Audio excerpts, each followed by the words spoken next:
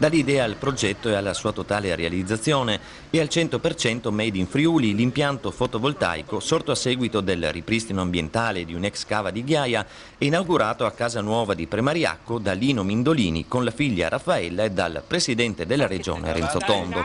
A pieno regime già dallo scorso 29 aprile l'impianto fotovoltaico, ha sottolineato Tondo, risponde a una triplice esigenza: crea nuova ricchezza, recupera uno sfregio del territorio, ribadisce la presenza in regione di un'impresa simbolo del Friuli che continua a produrre sviluppo e qualità.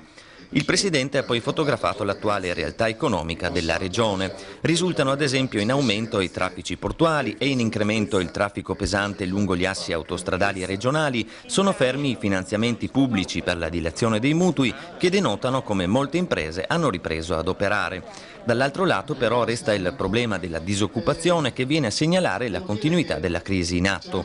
A questa situazione la Regione ha risposto ponendo da prima mano al risanamento del debito e poi avviando una forte politica infrastrutturale dedicandosi alla riforma e all'ammodernamento del sistema pubblico.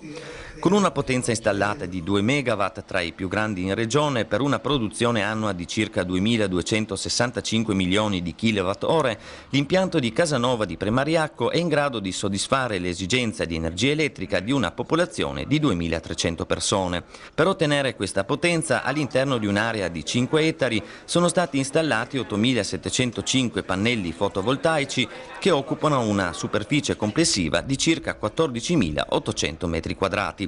Si calcola che l'energia prodotta annualmente dai pannelli solari possa evitare il consumo di 450 tonnellate all'anno di petrolio. Inoltre si contribuirà a evitare l'emissione di 1.200 tonnellate all'anno di anidride carbonica per un totale di 24.000 tonnellate in 20 anni.